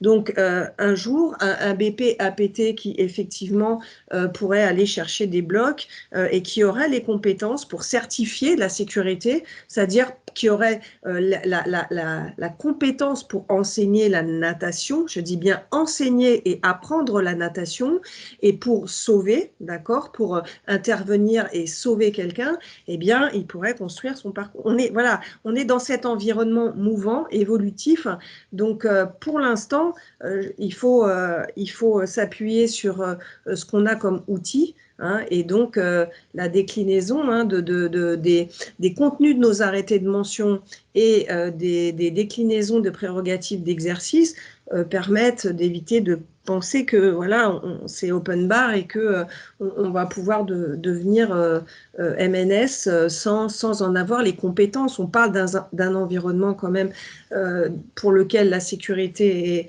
est très très importante. Hein, ça a déjà été évoqué tout au long de ce webinaire. Donc voilà, ça me semblait important de revenir sur ce point-là. Donc, que ce soit pour les STAPS, que ce soit pour nos diplômes, que ce soit pour le TFP notamment voilà, de la Fédération française de natation, on a dans tous les cas de figure des compétences qui sont attendues hein, par les détenteurs de ces certifications. Hein, et que ce soit pour l'enseignement ou que ce soit pour la surveillance. Hein. Surveiller, ce n'est pas une compétence à surveiller, c'est une compétence à surveiller puis à intervenir hein, quand il y a un problème. Hein, bien sûr, ce n'est pas dissociable. Donc, être capable d'intervenir, c'est être capable de sauver quelqu'un. Donc, voilà, il faut bien le recontextualiser hein, sur les obligations de surveillance hein, que vous connaissez par cœur et tous les articles du Code du sport. Donc, je vais faire vite puisque je crois que l'heure est dépassée et puis vous les connaissez bien hein, sur la surveillance, sur les notions de spécificité, de surveillance des baignades qui sont ouvertes au public, sur les déclinaisons comment dirais-je, des accès aux baignades en contrepartie des paiements de droits d'accès. Voilà, donc toutes ces particularités, elles sont déjà là, elles sont dans le Code du sport, et on a quand même, je dirais, une assise réglementaire qui permet de bien resituer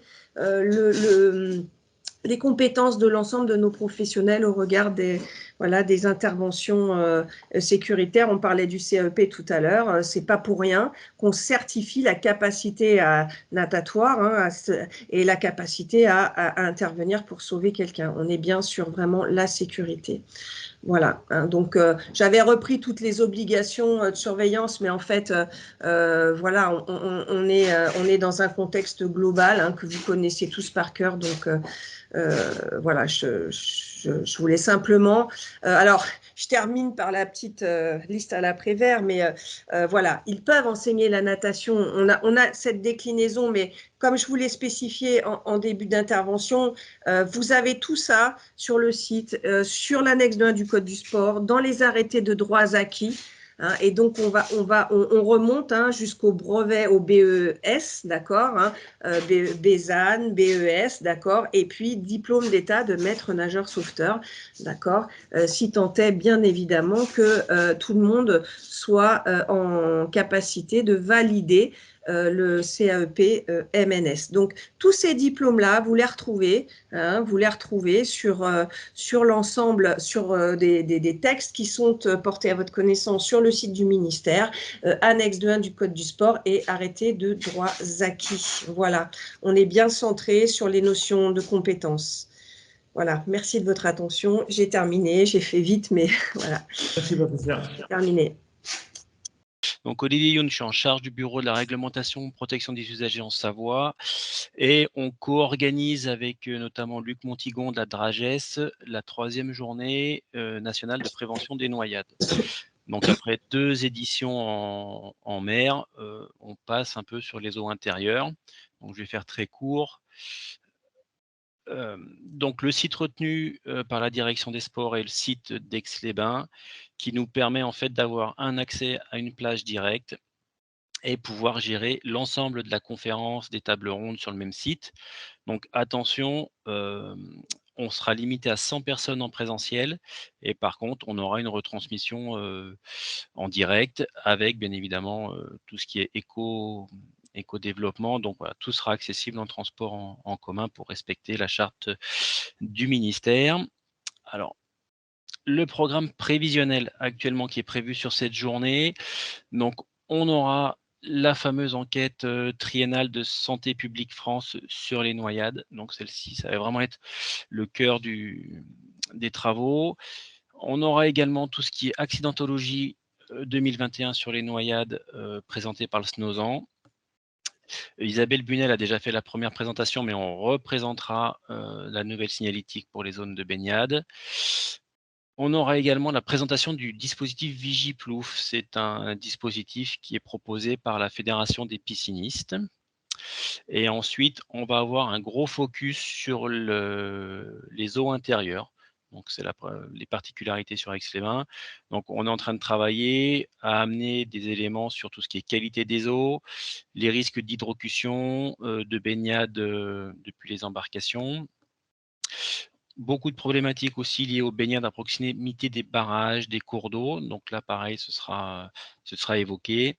Et une grosse partie sur ce qui est surveillance de baignade en eau intérieure. Donc avec tout ce qu'il y a comme risque, risque, difficulté, les limites de la baignade en eau intérieure. On aura également une intervention sur la réforme des diplômes, la présentation de la convention d'accès au bassin privé pour l'apprentissage de la natation scolaire, donc notamment les piscines d'hôtel, les piscines collectives, privatives à usage collectif, etc., etc. Et ensuite, on finira la matinée qui va être très très dense avec une articulation des dispositifs éducation nationale stricte et nos dispositifs jeunesse et sport. Tout ça dans le cadre, bien évidemment, de la prévention des noyades. L'après-midi sera, elle, consacrée à des tables rondes. Donc, on a prévu pour l'instant 3 tables rondes avec ce qui est apparu régulièrement là, dans le fil de la conversation, c'est les difficultés de recrutement dans le milieu de la surveillance aquatique et de l'enseignement. On fera également un focus sur les conflits d'usage, alors tout ce qui est zonage de pratique en eau intérieure, les nouvelles pratiques en eau intérieure ou en mer, et également le zonage de la bande des 300 mètres en mer. Et enfin, une dernière table ronde sur la gestion des comportements violents des usagers. On se rend compte que plus on avance dans le temps, alors est-ce que c'est le Covid, est-ce que c'est pas le Covid, voilà, les surveillances sont amenées à gérer les comportements violents des usagers qui peuvent mettre en péril eux et les autres usagers. Donc voilà, et en parallèle de ces tables rondes, on a prévu des ateliers avec des enfants, natation en eau libre pour le public scolaire, des publics en situation de handicap, et après tout ce qui est éducation à la biodiversité, des ateliers de secourisme, le danger pour des baignades dans les cours d'eau, parce que c'est pas anodin, et également un panel de démonstration qu'on essaiera de mettre en œuvre tout au long de l'après-midi si la météo le permet. Voilà, j'ai essayé d'être rapide, Cyril. Super, merci beaucoup pour cette annonce, cette présentation, plus événementielle que réglementaire, mais je pense qu'effectivement les sujets réglementaires seront évoqués ce jour-là. Je crois qu'il n'y a pas de questions particulières sur cette journée, donc je pense qu'on va pouvoir conclure ce webinaire en vous remerciant pour votre participation. En remerciant également tous les intervenants du temps passé, de la réactivité sur les questions, du temps passé pour la préparation. N'oublie pas bien entendu la foire aux questions pour toutes les questions auxquelles on n'a pas pu répondre. Également le document de la direction des sports concernant l'encadrement de la natation contre rémunération. Peut-être alimenté par plusieurs remarques, plusieurs questions. C'est aussi l'intérêt de ce webinaire, c'est pouvoir peut-être alimenter les travaux. Je vous renvoie également pour des questions de formation sur les formations du pôle, et également éventuellement sur les formations de l'ENVSN, sur tout ce qui est activité de baignade, activité de gestion de plage. Frédéric, je pense que tu peux envoyer peut-être un questionnaire d'évaluation du webinaire. Est-ce que le format vous a plu? Est-ce que vous avez d'autres sujets potentiellement à évoquer, baignade ou autre thème, sur le même format d'une demi-journée? Et bien entendu, je remercie Frédéric Tomzak, qui était webmaster et au back-office, qui a pu animer également ce webinaire. Oui, donc pour répondre aux questions, donc il y aura bien une rediffusion de ce webinaire. Les inscrits auront une notification par courriel. Et puis vous retrouvez la rediffusion, la FAQ sur la page, sur le site du Pôle Ressources Nationales Sport de Nature. Et donc abonnez-vous à la lettre du réseau, au bulletin de veille, pour recevoir les actualités du Pôle Ressources et du réseau. Et sur ce, donc je vous souhaite une bonne fin de journée, une bonne continuation. Alors n'hésitez pas à revenir vers nous, vers le pôle, vers la direction des sports en cas de questions, si vous avez des remarques, et pourquoi pas alimenter un prochain webinaire ou une prochaine formation.